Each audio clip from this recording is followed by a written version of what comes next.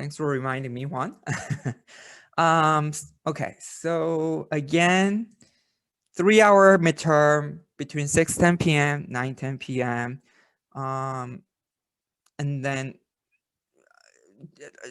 when you're actually doing the midterm, just try not to accidentally click exit or close on the web browser. I'm not quite sure whether you can access to the midterm once you close the web browser. Just be careful with that. Of course, you get 1 attempt, and if you complete the quiz before 9:10, you can also check your grades, but the midterm will automatically submit your progress at 9:10 p.m. sharp. Okay. Now, Ling Shen is asking, is the actual midterm the same difficulty as the practice exam? It's going to be more difficult, but not too, yeah, more difficult. Yeah, because not only you get more questions, but we make it we make exams much more challenging than the quiz, of course. Caroline is asking how many questions. There are going to be 100 questions. Okay, so 3-hour, that's 180 minutes. So you get about approximately 2 minutes. Oh, not 2 minutes, 30. Huh? Yeah, 2 minutes to do the quiz, okay, for each question. Oh, wow, lots of chats. Okay, Rob is asking, do we have to join this class? Okay, so sorry if there's, okay, so you don't have to join this Zoom, but I'm gonna be here. So if you have any questions during the midterm, any wordings or any sorts of questions, you can join, you can chat to me. I'm gonna make myself available, okay? Just like similar to what the actual midterm in the physical classroom, you can ask me any questions during the class. If you also, you can chat, you can ask me directly. So what that means is, if you are on this Zoom during the midterm and you don't want to be bothered by some other students asking questions, you can maybe reduce the volume or mute the whole system. So it's totally up to you. But again, I'm going to be here on Zoom for you to ask questions. So Olga, so many. If I make it closed book, closed notes, I was thinking of giving less questions, but since this is an open book, yeah, I had to give you more challenging and more questions. Dave Mavis or Mavis is asking, what if we're still commuting from work to home around 6? Can the midterm be extended? Okay. So let me ask you guys. So the schedule for the midterm is between 6:10 and 9 p.m. Would it be better if I make it between 6:30 to 9:30? Is this gonna be better? I don't know how we can, maybe I can yes, structural like poll. I don't know whether I can do this now, but like in general, do you guys prefer 6:30 instead of 6:10? Yes. Yeah. Okay. Okay. Any objections to this? 7 will also be good. That will also be good. 7's too late. That's too much. Come on. Yeah, let's just get over it. 6:15, 6:30.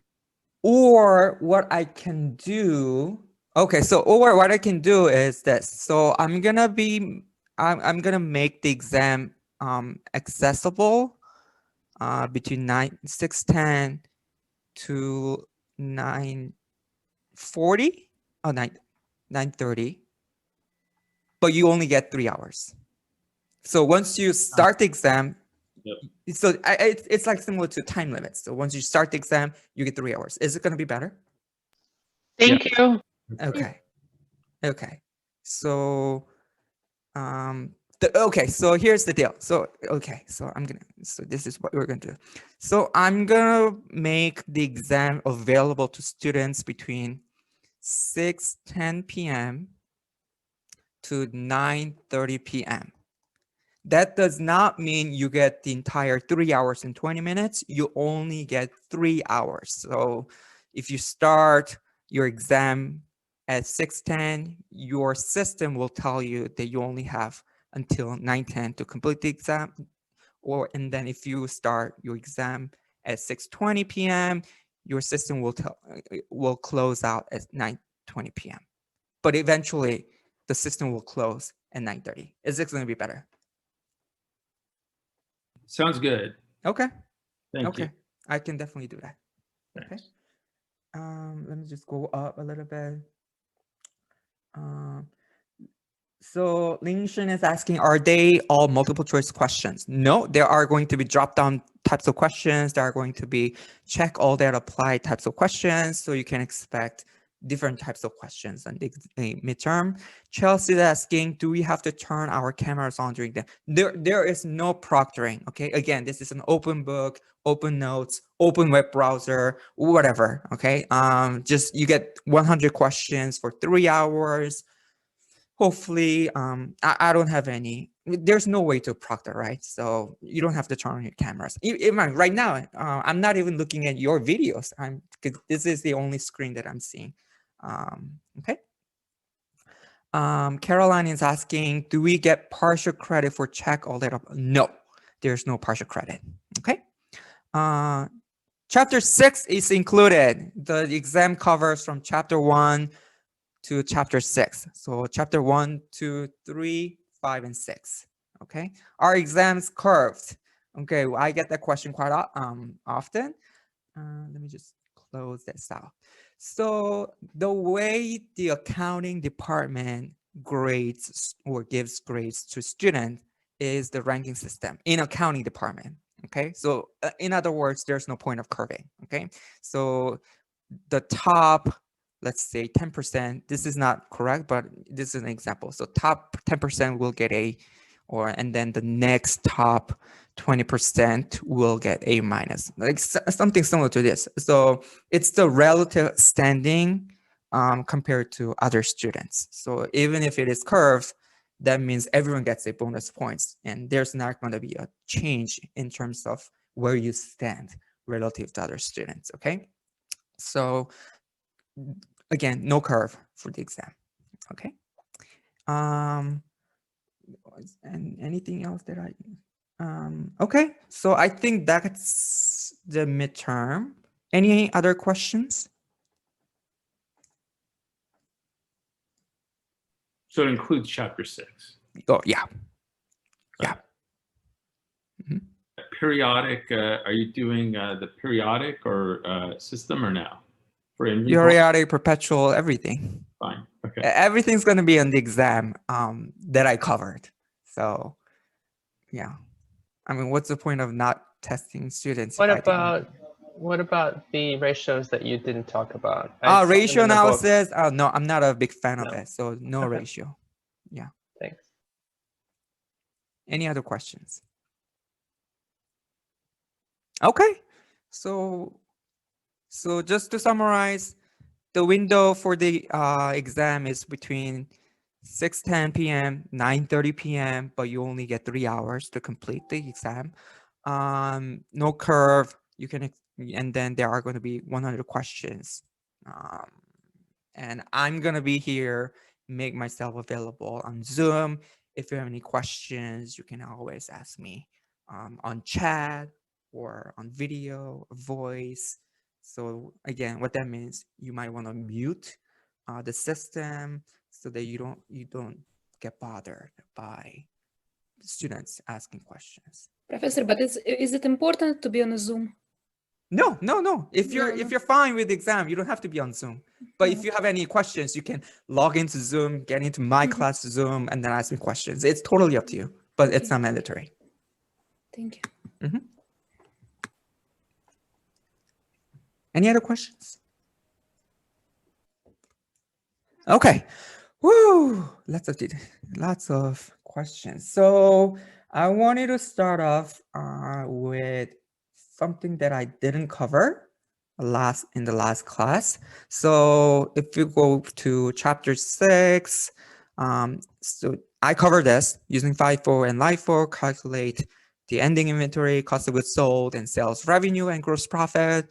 But these two questions are questions that I didn't cover last time. So I just wanted to cover to make sure that you guys understand the entire course material for the midterm. Okay, so let me just spend some time on this question.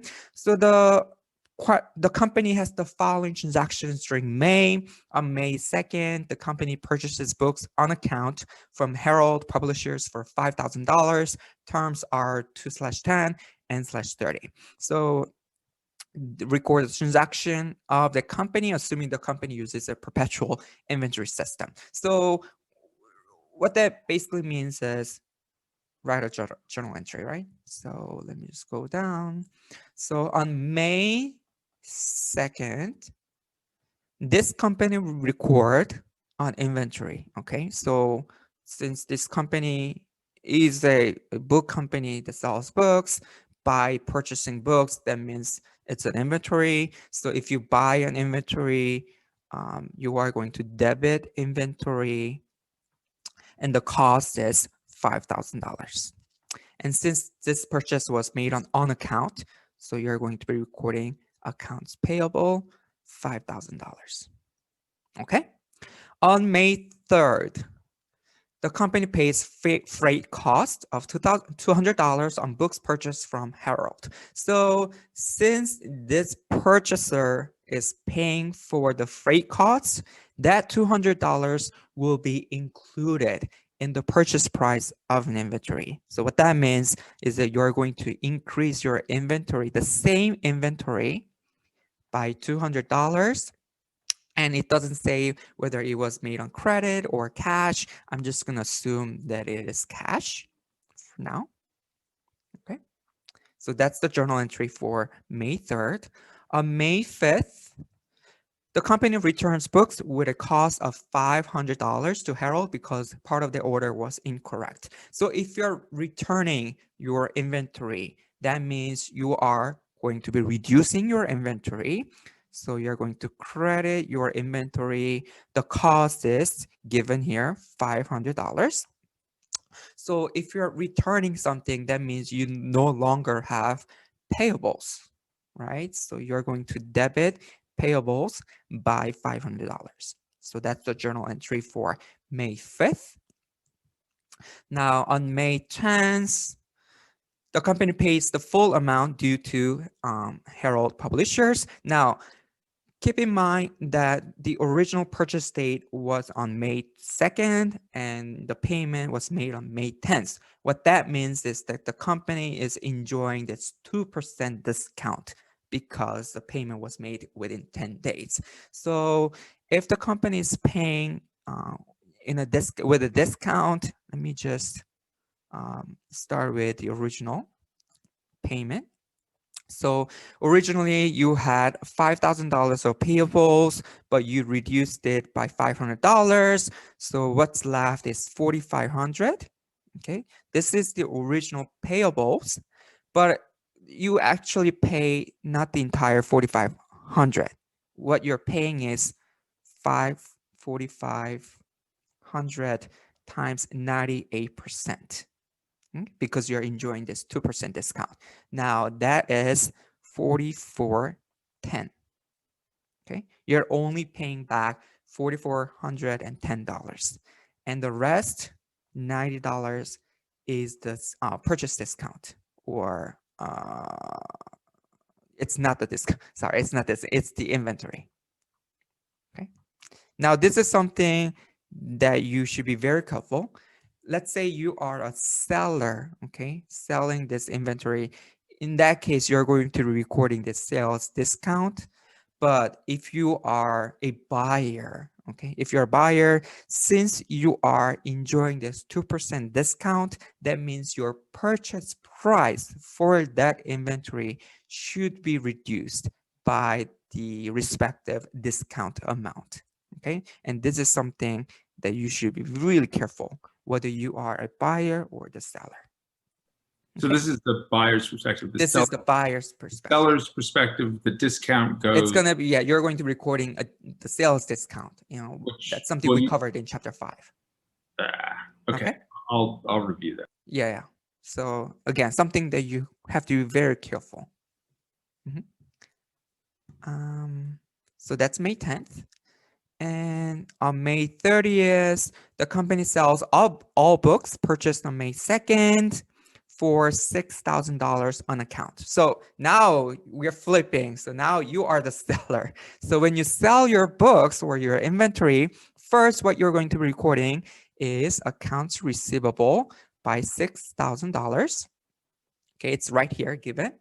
And that's also a revenue. Okay, now you're the seller.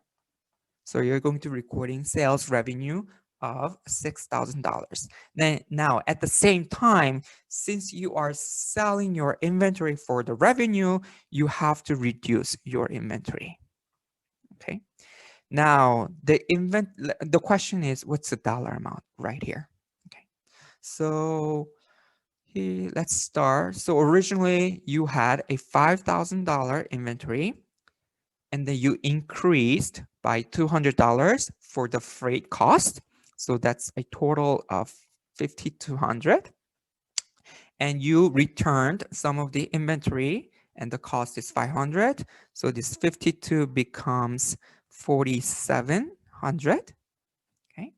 Now also because of the sales discount, this $4,700 now becomes $4,610. Okay, so 4,610 is your dollar amount for that inventory.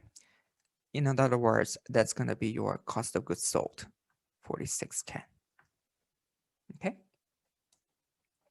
Any questions? Can you go over that inventory timeline one more? Yeah, For the, so 5,200 to okay, let's go over the inventory timeline. Okay, so make it bigger or smaller. So again, on May 2nd, the company purchased the book for the price of $5,000. So that's here. We're increasing inventory by $5,000. Now, on May 3rd, you pay the freight cost of $200. And that's a part of the purchase price. And what that means, you increase your inventory by $200. So your net or total inventory dollar amount becomes 52. Okay, 5,000 plus 200. Now on May 5th, okay, you are returning some of the inventory. The cost is 500. So from 50 to 100, you're returning your inventory. So the entire purchase price is reduced to 4,700. Okay, 4,700. Now on May 10th, you enjoy 2% discount. Now in this case, because you get 2% discount, your purchase price for the inventory is reduced by the respective amount, which is $90. So you again reduce your 4,700 by $90. So the entire not new, but updated purchase price for the inventory becomes 4,610. So that's what you're going to be recording right here. So credit inventory 4,610, debit cost of goods sold 4,610. Okay. Now, Brooks has a question. Should we always assume that if the question doesn't tell you how the payment is processed, it will be recorded as cash? Yes. So unless it says on account, you can always assume that it's paid with cash. But if you're not sure, you can always ask me during the midterm as well. Okay. Any questions? Okay. Woohoo. So that was one question that I wanted to cover. Next, let me just go down a little bit. 69. The company has the following transactions during August. So now this Games Incorporated is now the seller. Okay. Now the seller sold 100 handheld, whatever, the device on account to XYZ company for $100 each. The terms are this: the cost of this 100 game devices sold is $90. Okay, so now you are the seller. If you are the seller, let's first record the sales. Okay, so when you make a sale, you are going to be recording accounts receivable because it is made on account. Okay, accounts receivable, the dollar amount is 100 times 100, so that's 10,000. Okay, and simultaneously you are going to be recording a revenue of 10,000. Okay, again, this is 100 times 100. Okay, now at the same time, when you're recording a revenue, you also have to record expenses. That's something that we discussed, matching principle. When you're recording a revenue in the same period, you have to record expenses. So now, with respect to expenses, we're talking about the cost of the inventory. Now, it says the cost of these 100 game devices is $90. So cost of goods sold is $9,000 because it is 90 times 100 units. Okay. And in other words, if it is the cost of goods sold, you are reducing your inventory. Inventory, $9,000. Okay. This is the journal entry you're recording on August 6th. Now, XYZ Unlimited pays $300 to Shore shipping freight charges associated with the August 6th purchase. Now, August 7th, you have to be very careful. You are the seller here, Games Incorporated, but here the question is saying the buyer, XYZ, is paying this shipping cost. So there is no journal entry for the seller company, okay? And I think some of the questions, oh, I shouldn't say this. Okay, anyways, but there are going to be no journal entries required types of questions, okay? So be careful when you're reading the questions. Are you talking about the seller side or are you talking about the buyer side? Depending on the perspective, the journal entry can be quite different, okay? So no journal entry on August 7th. On August 10th, the buyer, Unlimited, returns to the seller 10 game devices were defective. The item returned were considered worthless and were discarded. So if the buyer is returning some of the goods, you have to record sales return. And that's something that we covered in chapter 5, okay? So on August 10th, you're going to be recording sales return. And when the dollar amount is 10 times, okay? What's the price? 100. No. Let me just erase it. 100. So in other words, 1,000. Okay. So, oh no, I don't want sales. Okay, so that's the debit side. And keep in mind that this is a contra revenue account. Okay, contra revenue account. And when the customer or the buyer makes a return, you no longer have receivables, right? So you credit 1,000 accounts receivables. Okay. Now, let me just go down a little bit.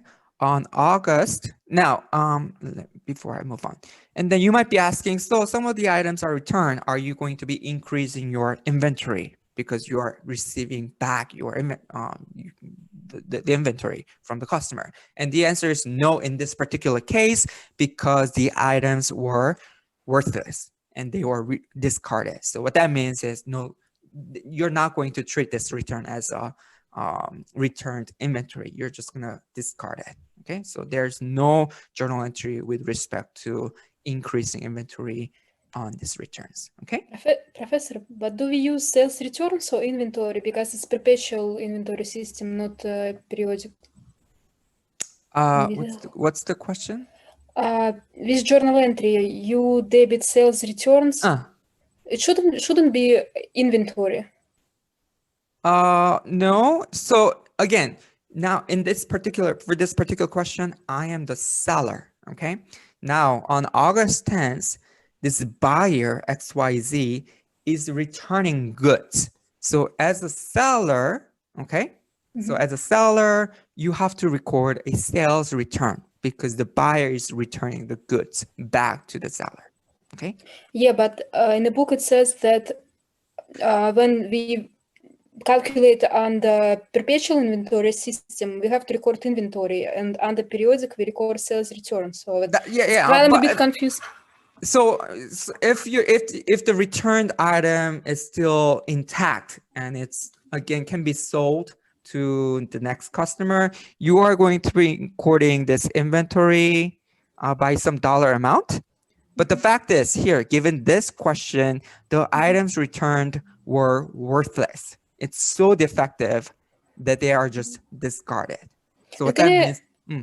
Can I ask you, I'm sorry, like we have a question about that we don't have a journal entry, the previous one, for shipping charges, right? I mean, it's so confusing here because some companies, they include charges in cost of inventory.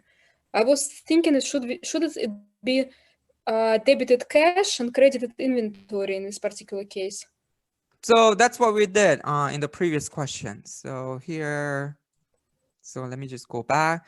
When the buyer pays the freight cost of $200, the buyer included or increased the amount of inventory by the same dollar amount. But now you are the seller here. But doesn't it should be a mirror image of what seller does and buyer does, you know? Like it's the mirror image. So now, I mean, again, previous question, you're the buyer, okay? Buyer paying the freight cost. So that's why you're increasing your inventory. In the next question, I am the seller. And as a seller, again, the buyer is paying this freight cost. So I don't have to care about anything with respect to the sale. It's also paid to a different company. Yeah. Yeah, I just got confused because it doesn't say that paid to a different company. For example, if it was Amazon, like it's the same company. Yeah. So I mean, again, you have to read the questions very carefully. Who's responsible for the freight cost, and who should be recording this freight cost with respect to inventory? Okay. Okay. Thank you so much. No problem. Lots of questions on the chat, but let me just wrap up, okay, before we move on. So that's August 10th. August 14th, the company or the seller receives the full amount due to this XYZ company. So when the company receives the full amount, you are going to be recording cash and you're going to be reducing accounts receivable. Now, let me just be careful with this. So originally you recorded $10,000 of accounts receivable. Because of the returns, you're reducing your accounts receivable by 1,000. So what the net amount or the ending balance of accounts receivable is 9,000. Okay. Now, another thing is, so the original purchase was made on August 6th. The terms were 2/10, and the actual payment was made on August 14th. So that's within the 10-day period. So what that means is the buyer is enjoying 2% discount. On the mirror image, the seller will receive only 90% of the entire $9,000. So that's, let me just do quick math. That's 88.20. Okay. Then the difference of $80 is the sales discount. Okay. And this is something that we discussed in chapter 5, 2 weeks ago. As a seller, when the buyer enjoys the discount, you are going to be recording sales discount. But in the previous question, if you're the buyer enjoying this discount, you are going to be decreasing the dollar value for your inventory. Okay. Whew.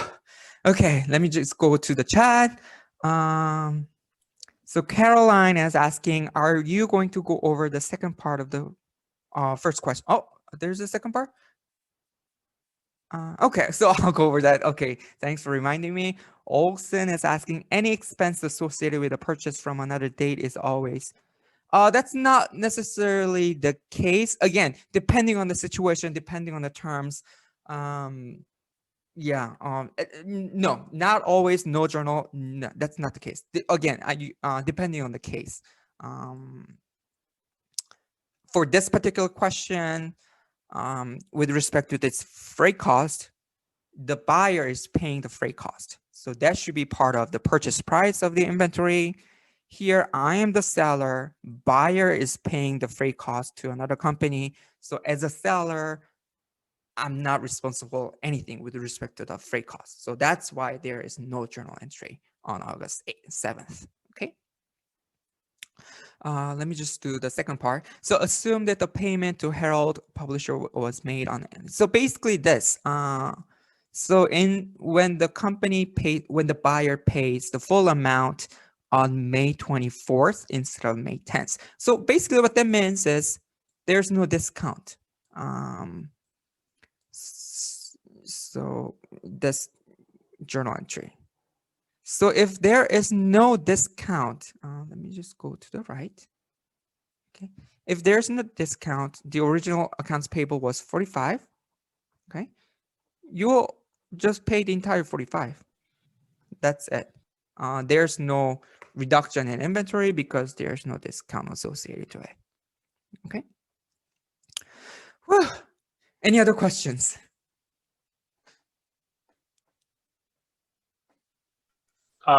You take the discount off of the post-return instead of the pre-return? Where are you referring to? And at the end of this most recent question, the discount is applied to after the return of the defective amounts, the $9,000 instead of the original $10,000. Let me just. It's because that's when the payment was received, I right? am lost. Oh, this return? Oh, Yeah, so after the return, he gets the 2% discount.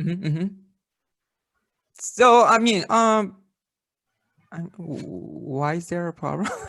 So I guess I'm just confused why the 2% discount wouldn't apply to the $10,000. Because it's because the buyer returned.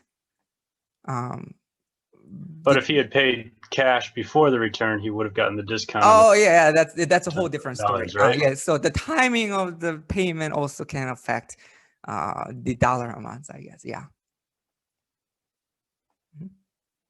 Any other questions? Okay.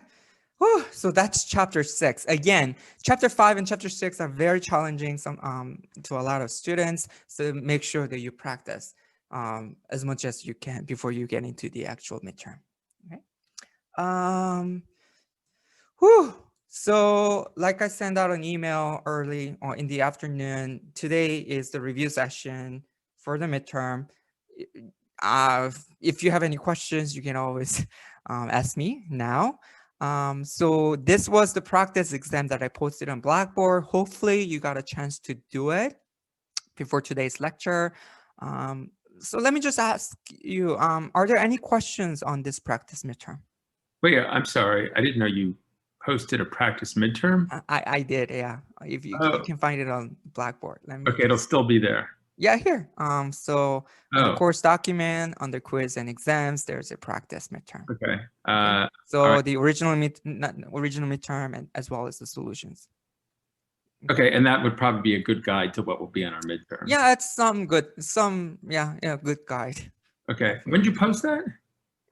So on the course document, under quiz and exams, I'll pull it. And practice midterm. Okay.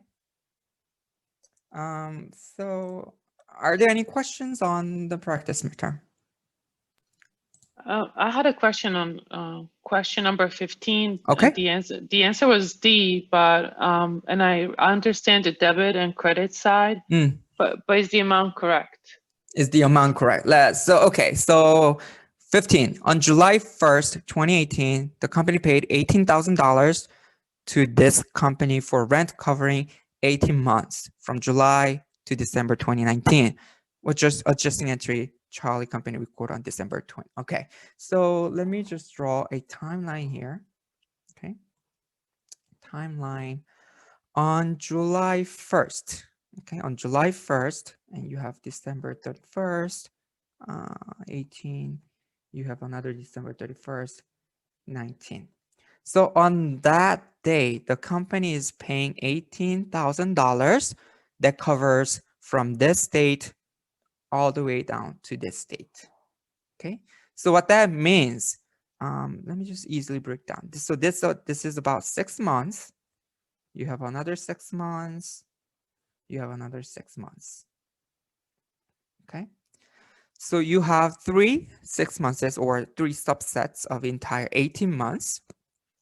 So what that means, this entire $18,000 can be broken into $6,000 for the year of 2018 and another $6,000 in the first half of the 2019 and another $6,000 for the second half of the year 2019. Okay, now the question is asking the adjusting entry that are going to be recorded on December 31st, 2018. So the timing is right here. Okay. I got it. I didn't understand the 18 months. I see. kept thinking their rent is 12 months. I see. But the 18 months. Thank you. 18 months, yes. That's good. Any other questions? Yeah, I have a question on number 16. Number 16. I see that you put 9 out of 12, but at March 31st would be the end of the month, so wouldn't it only be 8 months to December 31st?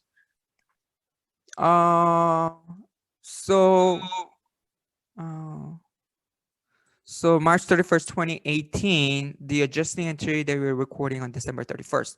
So you have 12 months.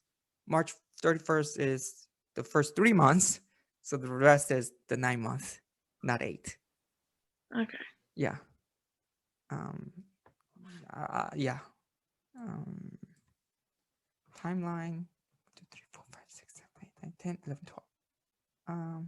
So you have Jan, February, March, April, May, June. I don't know. Yeah, anyways. I mean, March 31st, it's the entire 3 months of the year, and the rest is going to be the 9 months left for the year. Okay. Any other questions?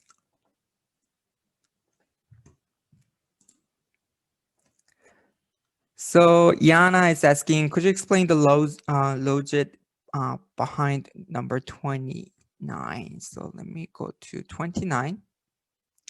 When inventory costs are rising, the blank results in a higher reported inventory. Okay, so 29.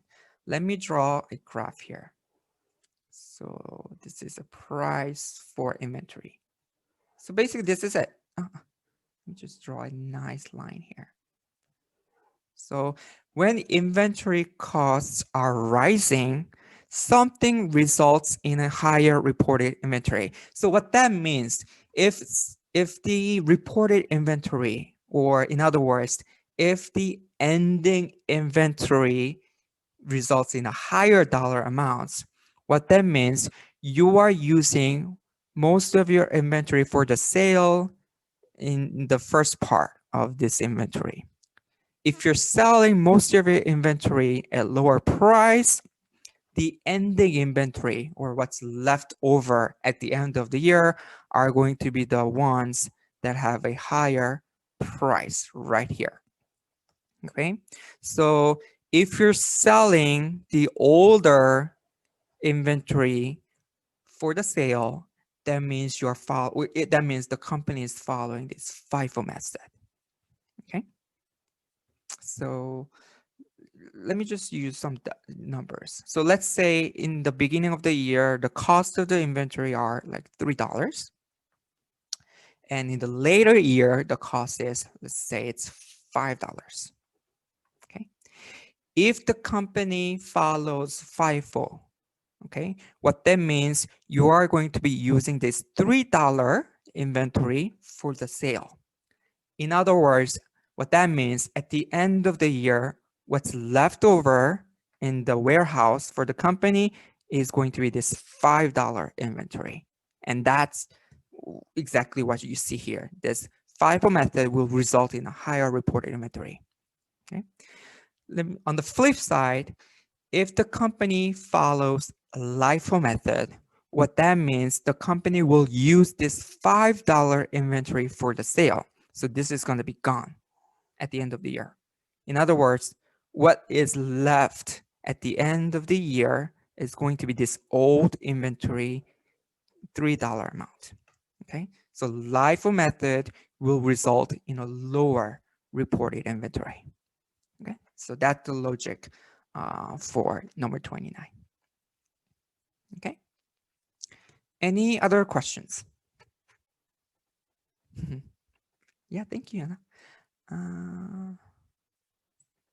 No questions? Professor. Yeah. I have a question from the homework, chapter 6 homework, okay. Number 16. Okay, let me get into homework, chapter 6. Oh, you know what, actually, yeah. Actually, one of the students was asked me this question. So let me just go through this question. I don't know whether I can make it bigger.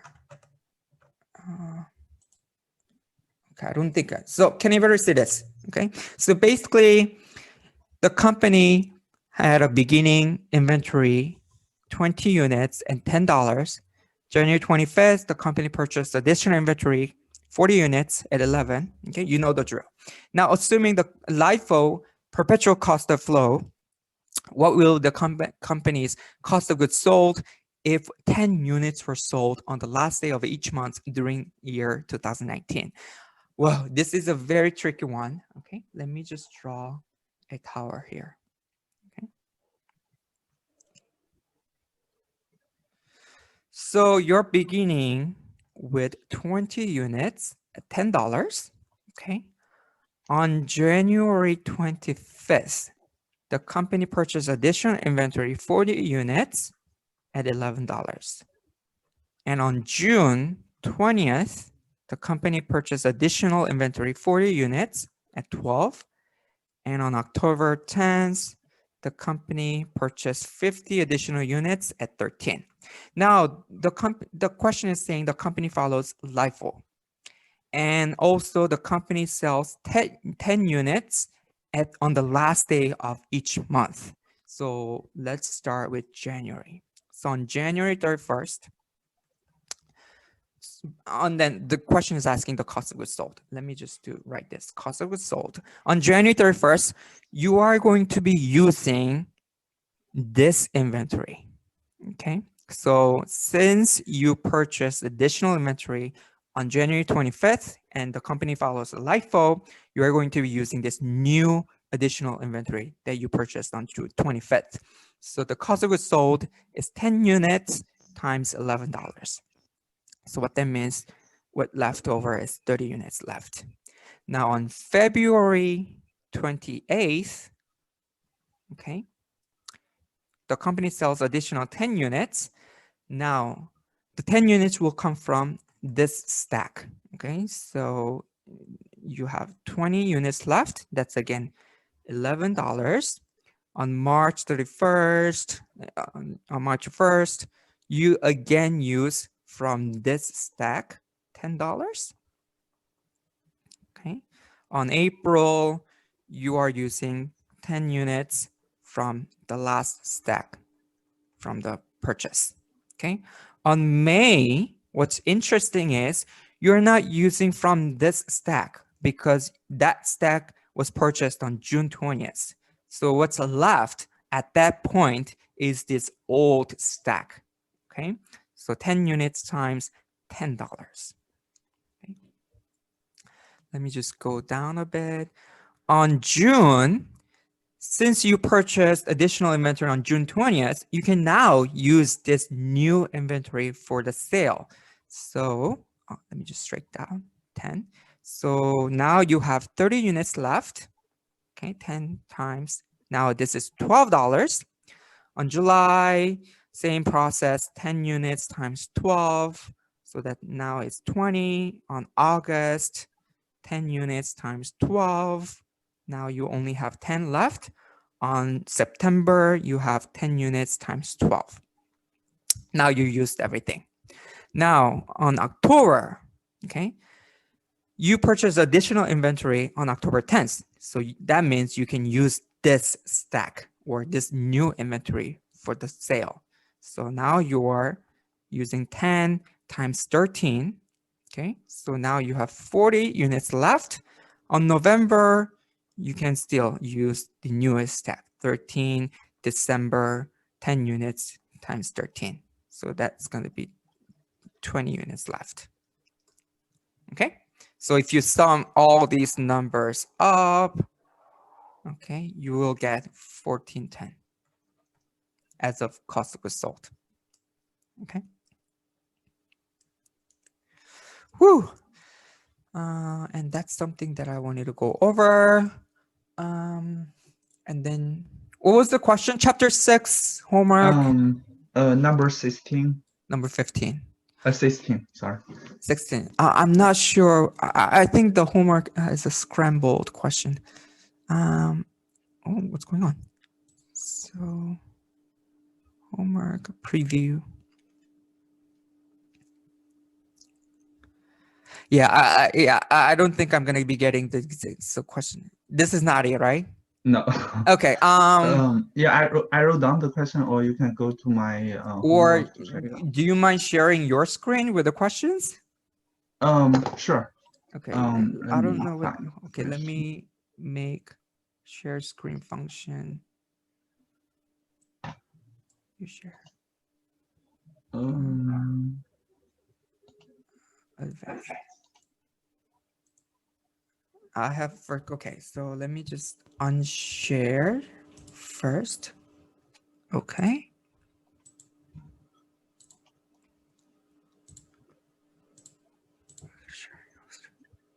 Okay, can you share now? I'm looking for the question. Okay.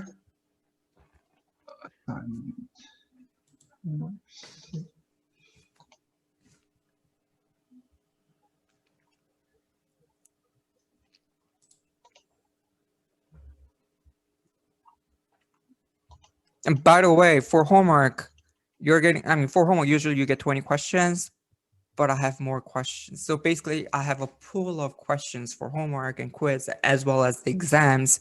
So each student are going to be getting different question sets. Yeah, it Just shows. FYI. Now it shows different question. Yeah, because that's But scrambled. I wrote it down. So Okay, I mean, okay, let me share my screen. You can probably go to see report on the homework and it should show you the question. Okay. So what's the question? it says if a company understates its ending inventory in the current period, what effect will this have cost of goods sold in the following period? So what happened to the ending inventory? So the understates. Okay. So okay. Inventory. So this is your ending inventory. Okay. If the ending inventory, I think there's a chat. Okay. You know what? Actually, I can actually skim through. I want to see.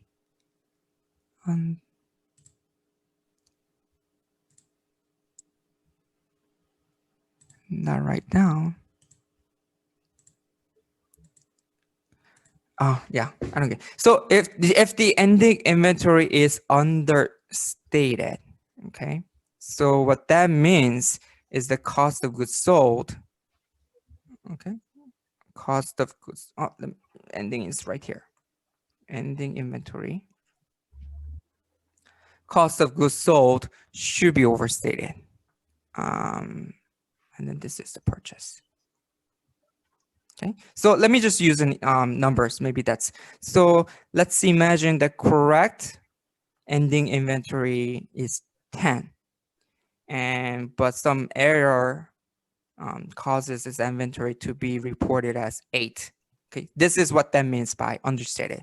If you're reporting on ending inventory at 8, that means you are understating your inventory. So if your ending inventory is understated, your cost of goods sold will be overstated by $2. Okay, by increasing your cost of goods sold by $2, you are going to be having an understated ending inventory by $2 at the same time. Okay. But does this affect different period cost of goods sold? Like the question is asking the following period cost of goods sold. In the following period. Okay. So okay, I have to see that question.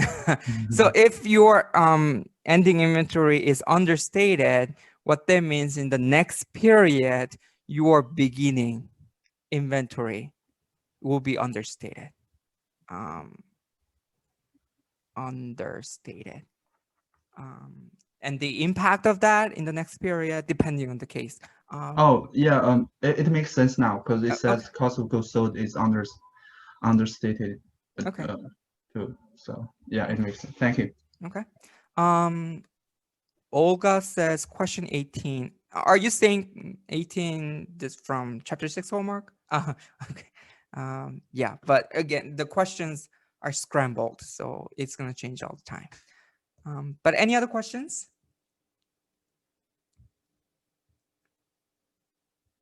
Can you review chapter 5 textbook questions number 30? The first journal entry. Okay, so let me go to chapter 5. Hopefully textbook questions do not scramble. Preview. Yeah, I don't think these are scrambled. Number 30. Is this it? Juan?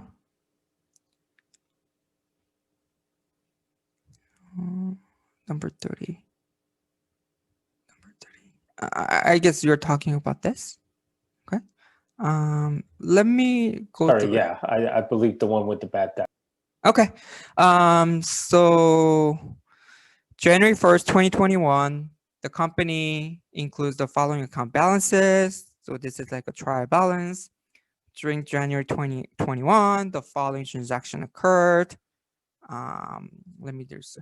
The company estimates future uncollectible account as determines 5,000 of accounts receivables on January 1st are past due. 20% of that uncollectible remaining accounts receivable are now past due. 5 of it.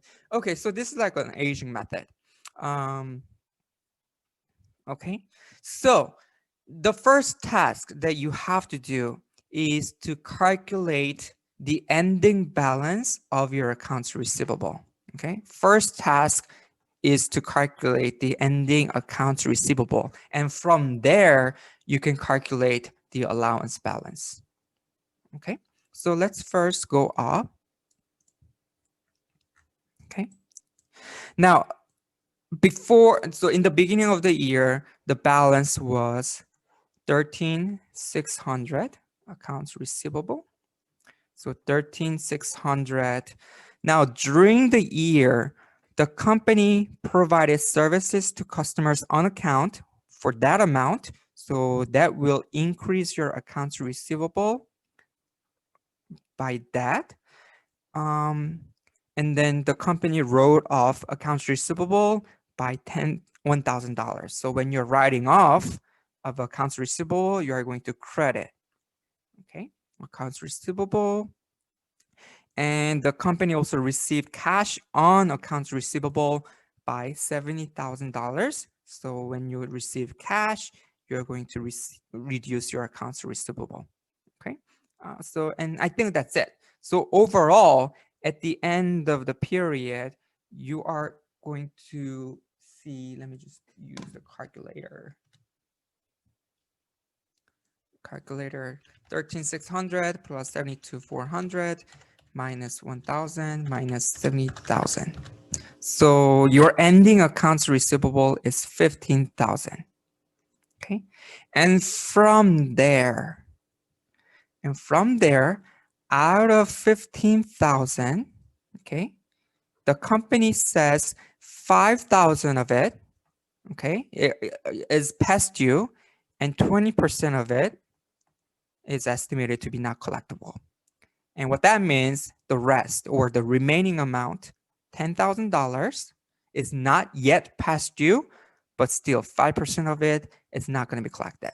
So that's 1,000, that's 500. So in total, if you sum these up, you have 1,500 of estimated uncollectibles. Okay, collectibles. Now, and be careful that this 1,500 is an ending balance. Okay, it's an ending balance for allowance. Okay, so let me just draw another T account. Okay, you have allowance. Your ending should be 1,500, but if you go all the way up, I'm sure you had some beginning balance here. Allowance for uncollectible accounts, you're starting the year or starting the period with 1,400. So for the journal entry, you have to use the difference. Bad debt expense of 100, allowance 100. Hopefully I got it right. Let me go down. Look. What did I make? What makes it? What mistake did I make? Huh?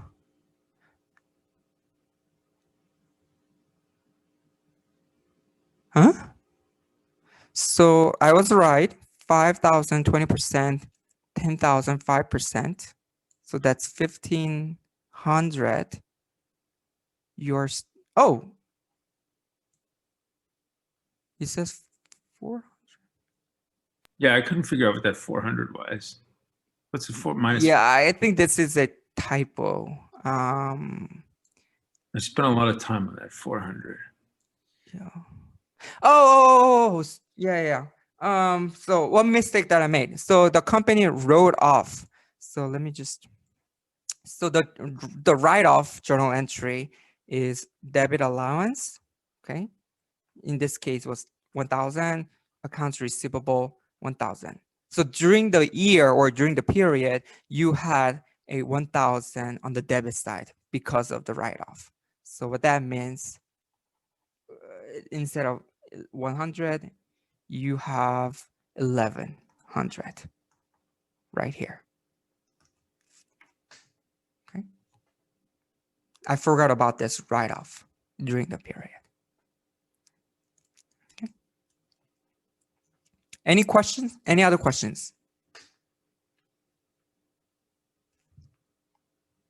So wait, the 400, where writing off 1,000? Wouldn't it be 400 allowance?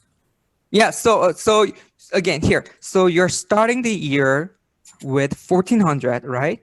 Yeah. And during the year, the company wrote off the uncollectibles, okay, for the amount of 1,000. So with starting with credit of 1,400, but because of the write-off on the debit side, you include this 1,000, and then from all these calculations, we report an ending balance of allowance of 1,500. So as a journal entry for the bad debt, this is the X amount. So dollar amount is going to be 1,100. Okay. Ooh, I think this is a very challenging, one of the toughest questions from chapter 6 or chapter 5. Chapter 5. Yeah. Professor, Mm. I'm sorry, I just don't understand why the allowance is 1,000. Wouldn't it be 1,100? This or that? That, the bottom one. This bottom one. Here, on January 15th, the company wrote off accounts receivable as uncollectible for $1,000. Thank you. Yeah. It's a reduction of the allowance because it's actually written off, right? Yeah, absolutely. Any other questions?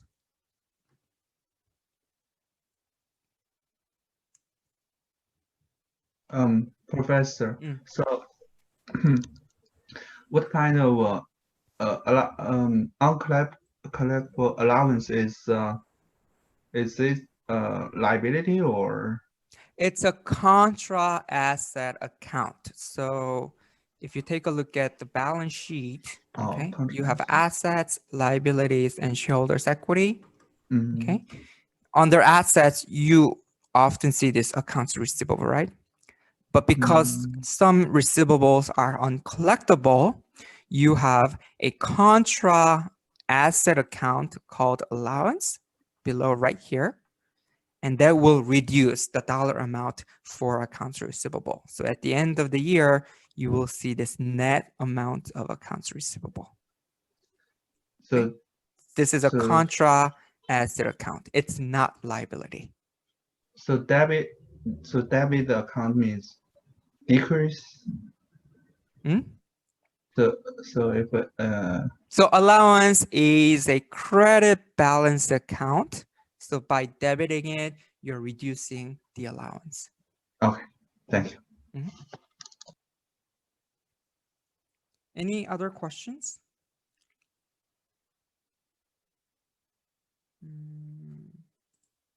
Oh, no questions.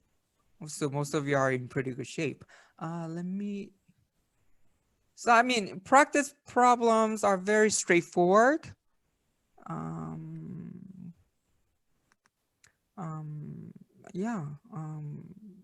Is it fair that this is indicative of the level that the exam will be at, the practice exam? Yeah, of course. But in the exam setting, some students get nervous and they sometimes make mistakes. So always read questions carefully. Yeah. I mean, if we don't have any questions. Number 24. Okay, Audrey says 24.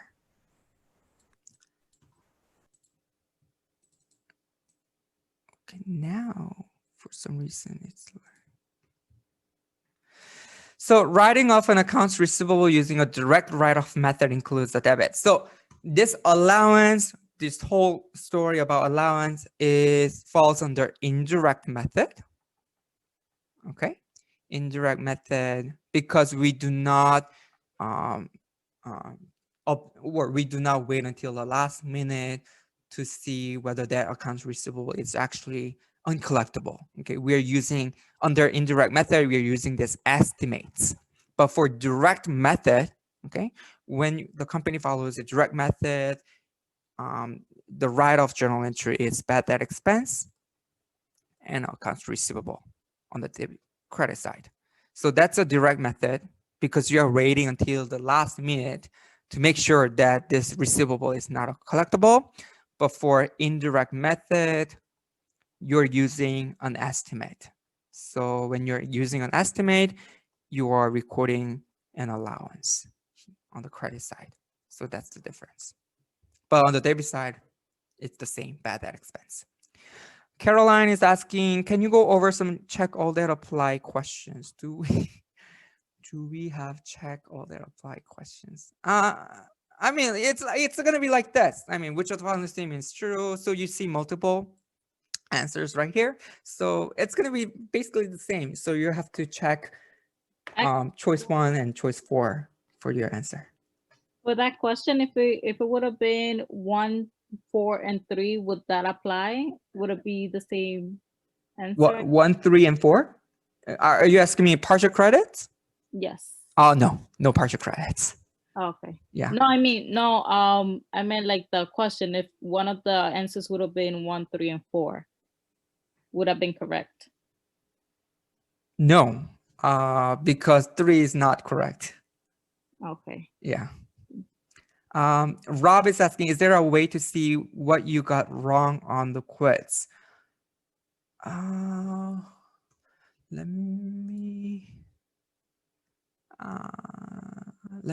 have to go back to the policy. I don't think I enabled a study attempt. Okay, well, policies.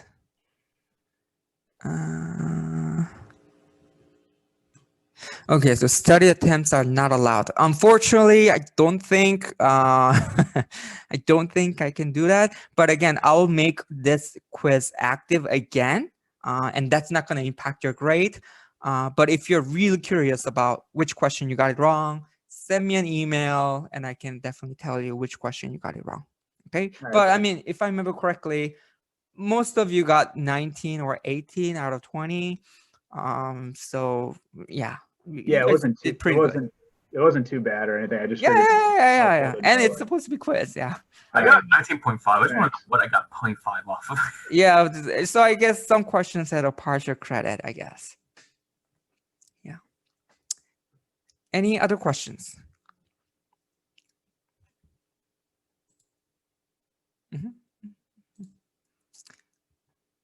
So I guess we don't.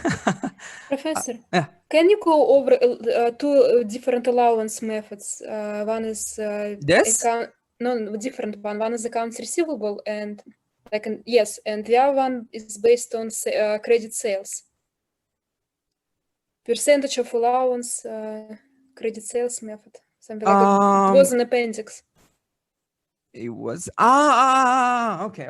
I remember. Let me open that up. I think it's chapter 5.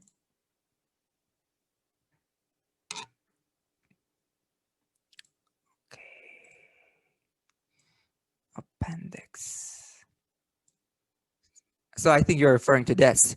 So some companies use percentage of receivables method, so aging method, or some percentage of the accounts receivable. Some other companies use percentage of credit sales method. So based on the credit sales, how much of that's going to be uncollectible. So it's okay. I can go over this. So percentage of receivable method are something that we are very familiar with. So here in this case, the company expects that 20% of accounts receivable is not going to be collected. So here the example is, so the ending, let me just do a ending accounts receivable is $30 million. And out of 30 million, 20% of it is not going to be collected. So what that means is that your ending, okay, keep in mind that this ending allowance should be 30 times 20%.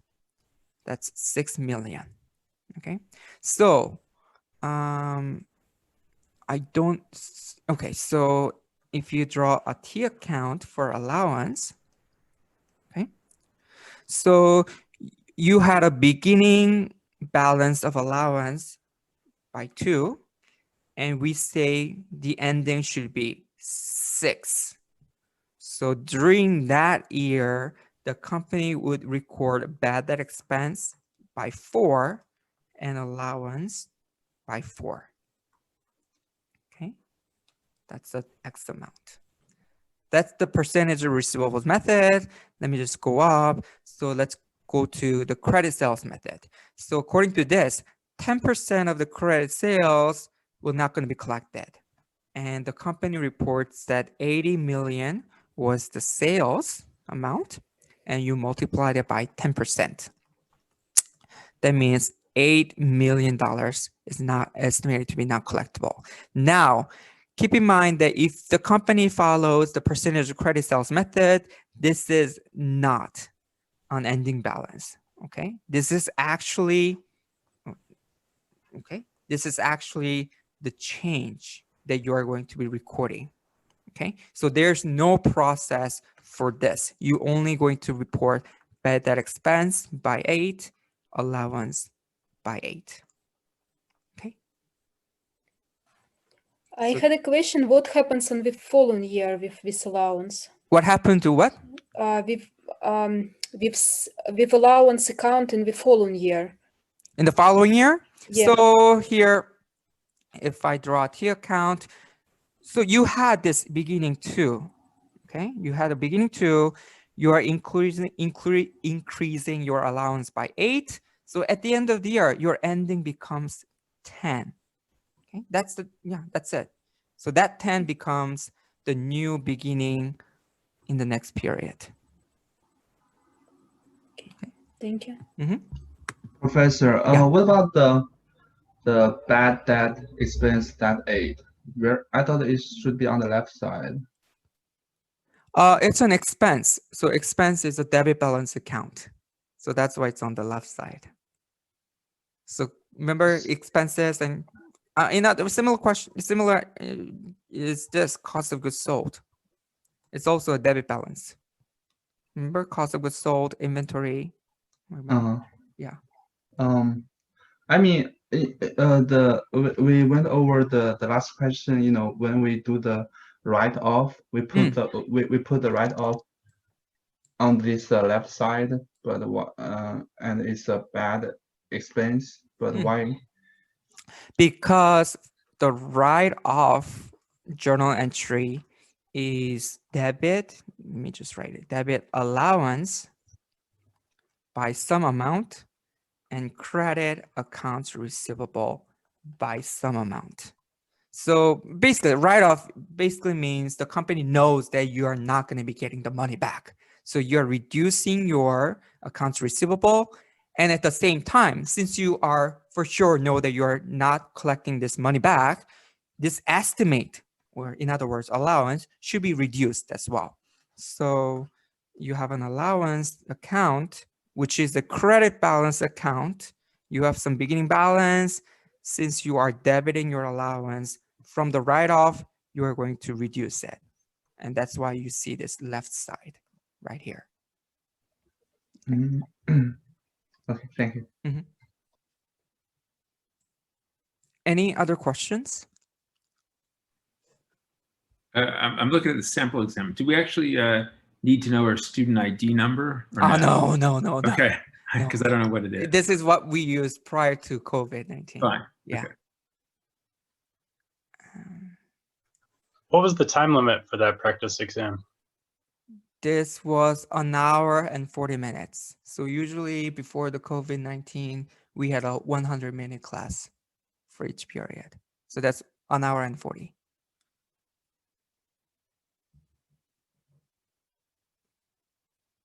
Any other follow-up questions? You'll be available by email. Yeah, of course. I'll be available on email. I'll be available during the midterm, prior to midterm, after the midterm. Thanks. Yeah.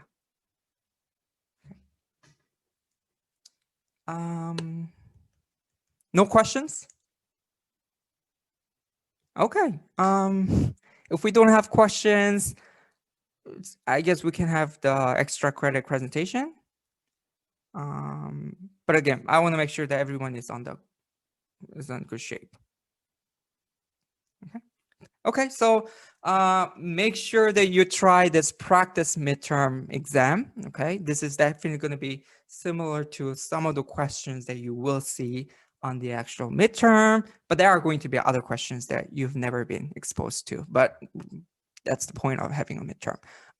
But again, if you have any questions on the practice midterm, on textbook questions, on homework, or on the quiz, email me with the screenshots, and I usually reply within 30 minutes, and I know a lot of students will know that. So always send me an email. But otherwise, yeah, good luck on the exam.